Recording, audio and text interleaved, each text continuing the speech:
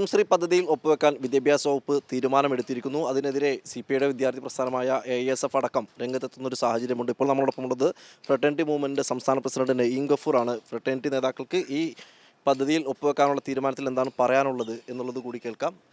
കേരളത്തിലെ വിദ്യാർത്ഥി സമൂഹത്തെയും കേരളത്തിലെ സംഘപരിവാർ വിരുദ്ധ ഹിന്ദുത്വ വിരുദ്ധ മനസ്സുള്ള മുഴുവൻ ജനാധിപത്യ വിശ്വാസികളെയും വഞ്ചിക്കുന്ന സമീപനമാണ് കേരളത്തിലെ വിദ്യാഭ്യാസ വകുപ്പ് സ്വീകരിക്കുന്നത്.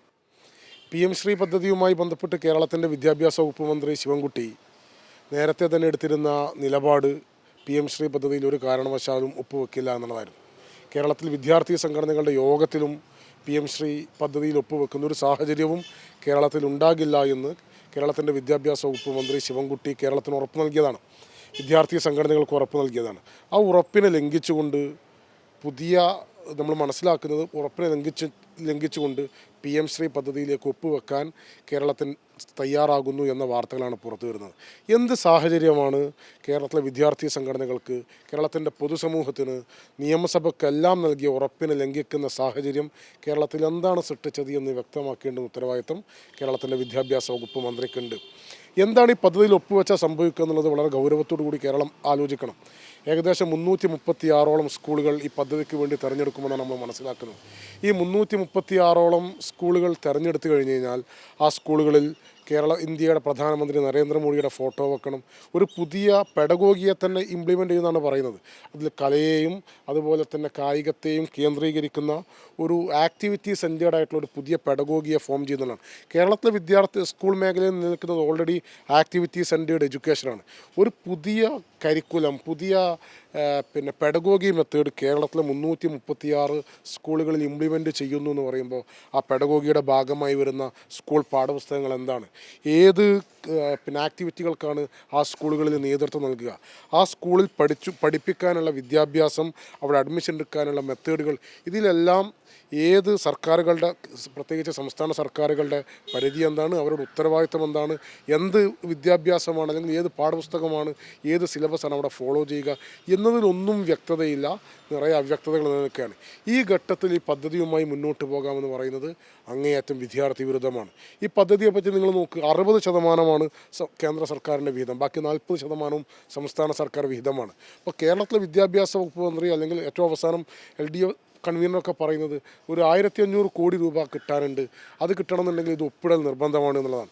ഈ കേരളത്തിൽ നമുക്കറിയാം, കേരളത്തിൽ ഒരു 1500 കോടി കേരളത്തിന് അവകാശപ്പെട്ട ബജറ്റ് വിഹിതം അല്ലെങ്കിൽ വിദ്യാഭ്യാസ വിഹിതം വെട്ടിക്കുറക്കുന്ന നൽകാതെ ഇരിക്കുന്ന കേന്ദ്ര സർക്കാരിൻ്റെ നയം, അത് കേരളത്തിന് പല മേഖലകളിലും കേന്ദ്ര സർക്കാർ അങ്ങനെ ചെയ്തുകൊണ്ടിരിക്കുന്നുണ്ട്.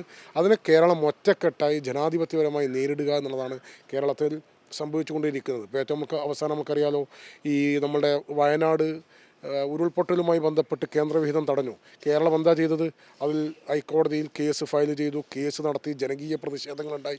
ആ ജനകീയ പ്രതിഷേധത്തിൻ്റെ ഭാഗമായി ആ പദ്ധതികൾ കേരളത്തിലേക്ക് എത്തിക്കേണ്ടുന്ന സാഹചര്യമാണുള്ളത്. അതുപോലെ 1500 കോടി കേരളത്തിലെ വിദ്യാഭ്യാസ വകുപ്പിന് ന്യായമായി അവകാശപ്പെട്ട തുക കേന്ദ്ര സർക്കാർ പിടിച്ചു വെക്കുമ്പോൾ ജനകീയ പ്രതിഷേധങ്ങൾ ഉണ്ടാകണം, അതിശക്തമായ കോടതി വ്യവഹാരങ്ങൾ ഉണ്ടാകണം, നിയമ പോരാട്ടങ്ങൾ ഉണ്ടാകണം. അതിലൂടെ അത് നേടിയെടുക്കുന്നതിന് പകരം കേന്ദ്ര സർക്കാരിന് കീഴൊതുങ്ങിക്കൊണ്ട്, ഹിന്ദുത്വ പദ്ധതികൾക്ക് കീഴൊതുങ്ങിക്കൊണ്ട് ആ പണത്തെ നേടിയെടുക്കാമെന്ന് ശിവൻകുട്ടി അല്ലെങ്കിൽ കേരളത്തിൻ്റെ സർക്കാർ തീരുമാനിക്കുന്നത് അങ്ങേയറ്റം വിദ്യാർത്ഥി വിരുദ്ധമാണ്, ജനാധിപത്യ വിരുദ്ധമാണ്. അതിന് അംഗീകരിക്കുന്ന യാതൊരു പ്രശ്നവുമില്ല. കേരളത്തിൻ്റെ ക്യാമ്പസുകളിൽ, സ്കൂളുകളിൽ, പൊതുസമൂഹത്തിൽ അതിശക്തമായ പ്രതിഷേധങ്ങൾക്ക് ഫ്രട്ടേണിറ്റി മൂവ്മെൻറ്റ് നേതൃത്വം നൽകുക തന്നെ ചെയ്യും. കേരളത്തിലെ SFI ഈ വിഷയത്തെപ്പറ്റി നിലപാട് വ്യക്തമാക്കണം. എന്താണ് PM ശ്രീ പദ്ധതിക്കെതിരെ ABVPയുടെ സമരമുണ്ടായപ്പോൾ, ABVPയുടെ ആവശ്യങ്ങളുണ്ടായപ്പോൾ അതിനു വേണ്ടിയിട്ട് ABVP കേരളത്തിൽ വിദ്യാഭ്യാസ മന്ത്രിയെ തടയുന്ന സന്ദർഭമുണ്ടായിരുന്നു. അദ്ദേഹത്തെ ആക്രമിക്കാനുള്ള സന്ദർഭങ്ങളുണ്ടായിരുന്നു. ഈ കോഴിക്കോട്ട് ഉൾപ്പെടെ അദ്ദേഹത്തെ കയ്യേറ്റം ചെയ്യാനുള്ള ശ്രമങ്ങളുണ്ടായിരുന്നു ABVPയുടെ നേതൃത്വത്തിൽ. അതിനെതിരെ ശക്തമായ പ്രതിഷേധം കേരളത്തിൻ്റെ ജനാധിപത്യ സമൂഹം ഉയർത്തിയിട്ടുണ്ട്. അന്ന് SFI ആ പ്രതിഷേധത്തെ തള്ളിപ്പറഞ്ഞിരുന്നു. ABVPക്കാർ ആക്രമിക്കാനെല്ലാം ഉണ്ടായിരുന്നു. എന്താണ് ഈ PM ശ്രീ പദ്ധതിയിലേക്ക് ഒപ്പുവെക്കാൻ ശിവൻകുട്ടി അല്ലെങ്കിൽ കേരളത്തിൻ്റെ സർക്കാർ മുന്നോട്ട് പോകുമ്പോൾ അവരുടെ നിലപാട് എന്താണ് എന്നുകൂടി കേരളത്തോട് വ്യക്തമാക്കാനുള്ള ബാധ്യത SFIക്കുണ്ട്. ഞങ്ങൾ നേരത്തെ സൂചിപ്പിക്കുന്നത് പോലെ കേരളത്തിലെ സർക്കാരിന് വേണ്ടി കേവലം ആ സർക്കാരിനെ സംരക്ഷിക്കുന്ന ഉത്തരവാദിത്തം മാത്രമാണോ SFI കേരളത്തോട് ചെയ്യുന്നത്? ആ സർക്കാരിന് വേണ്ടി നിങ്ങൾക്കറിയാലോ, കേരളത്തിലെ ഒരു MLA ചിത്രഞ്ജൻ എന്ന് പറയുന്ന ഒരു MLA കേരളത്തിലെ മുഖ്യമന്ത്രി പിണറായി വിജയനും അതിശക്തമായ ബോഡി ഷെയ്മിങ് നടത്തിയപ്പോൾ ആ ബോഡി ഷെയ്മിങ്ങളെ പിന്തുണക്കുന്ന സമീപനം SFIയുടെ ഭാഗത്തു നിന്നുണ്ടായി. ആ അർത്ഥത്തിൽ കേരളത്തിലെ ഭരണകൂടത്തിൻ്റെ എല്ലാ വിഴുപ്പ് പാണ്ഡങ്ങൾക്കും കാവലിരിക്കുന്ന സമീപനം SFI കുറച്ചു കാലം തുടരുന്നുണ്ട്. PM ശ്രീ പദ്ധതിയിലും ആ വിഴുപ്പ് പാണ്ഡങ്ങൾക്ക് കാവലിരിക്കാനാണോ SFIയുടെ ശ്രമമെന്ന് SFI വ്യക്തമാക്കേണ്ടതുണ്ട് എന്നുകൂടി സൂചിപ്പിക്കാൻ ഞങ്ങൾ ആഗ്രഹിക്കുകയാണ്.